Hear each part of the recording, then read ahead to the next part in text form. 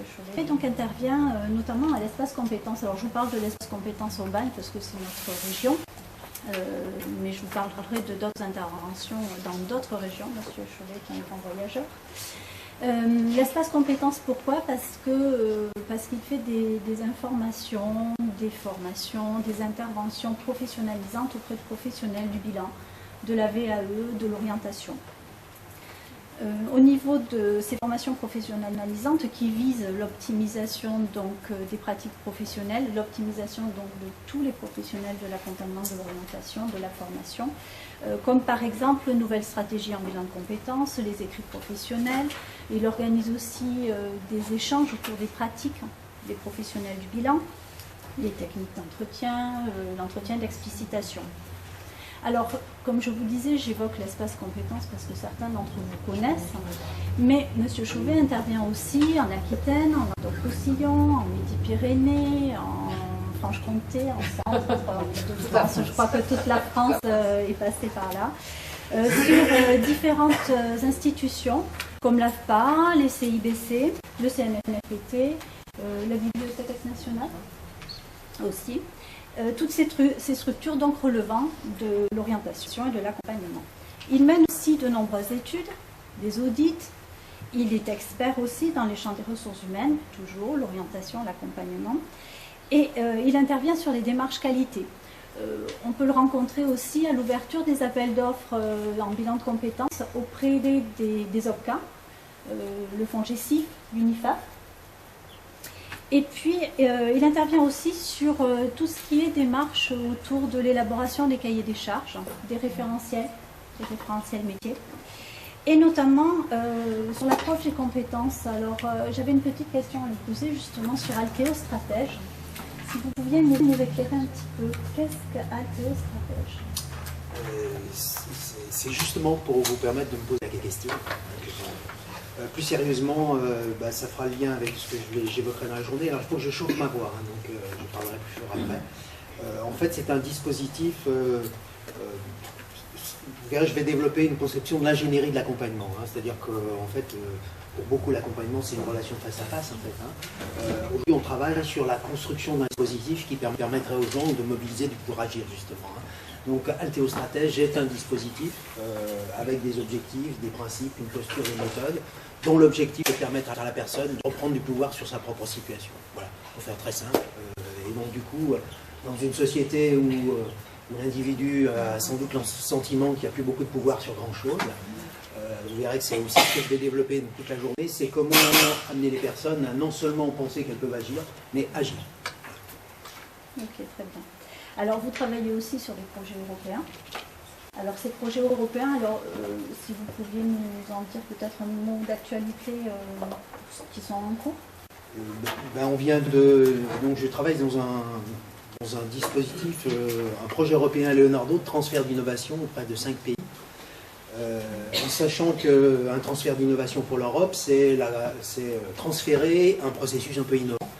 Donc depuis 2005-2006, avec une structure qui est le CIBC Gare Lozère en Languedoc-Roussillon, on a construit un dispositif d'accompagnement pour un public femme autour de la question du développement du pouvoir agir. Donc c'est un dispositif qui a eu plusieurs financements, Europe, État, région, droits des femmes bien sûr, et ce dispositif a paru suffisamment pertinent et efficace en fait pour les pouvoirs publics.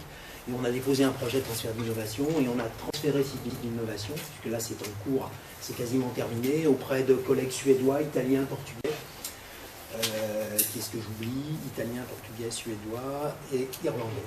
Voilà, sur des champs très différents, le champ de la formation, le champ de la création d'entreprise, le champ d'accompagnement, le champ de l'orientation.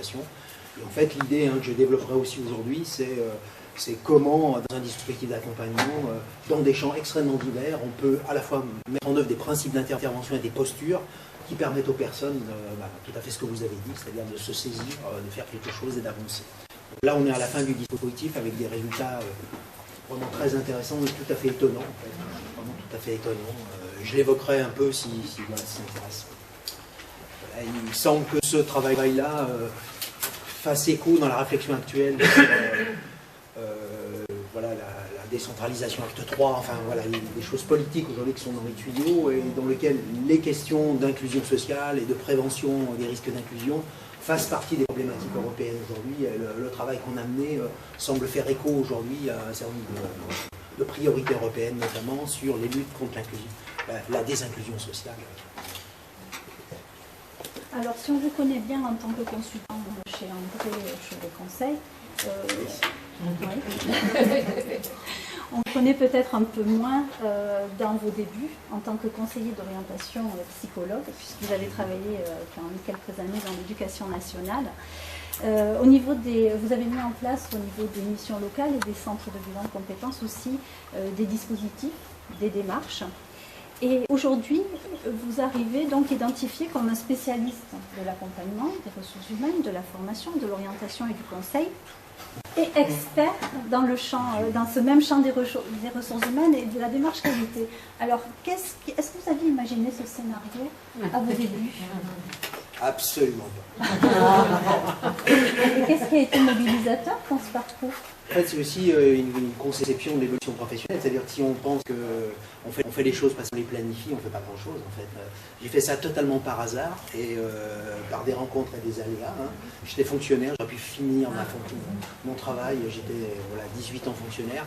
Et puis j'ai fait de la formation d'enseignant, je ne l'ai pas dit en fait, hein, mais j'ai passé une grande partie de ma vie professionnelle quand j'étais COP à m'occuper de la formation d'enseignant et donc dans des processus d'apprentissage. Et en fait, j'avais un collègue qui était plus aventurier que moi, qui m'a dit « André, on y va, on s'en va. On va faire autre chose, le monde de la formation, c'est formidable. » Ce que je pensais. Et en fait, je me suis laissé convaincre et petit à petit, de fil en aiguille, j'en suis arrivé là, mais totalement imprévisible, puisque quand j'ai créé ma première entreprise, je n'avais aucune idée de ce qu'était l'URSSAF. Et si on m'avait raconté tout ce qui allait m'arriver en tant que chef d'entreprise, je pense que j'aurais renoncé. Donc, voilà, je ne sais pas si je réponds à votre question. Oui, je pense que vous allez répondre encore toute la journée. Je crois beaucoup au hasard. Et je crois qu'on peut quelque chose sur les hasards. Et Pelletier, qui a une jolie formule, il dit qu'il faut être en attente active d'opportunités. Très bien.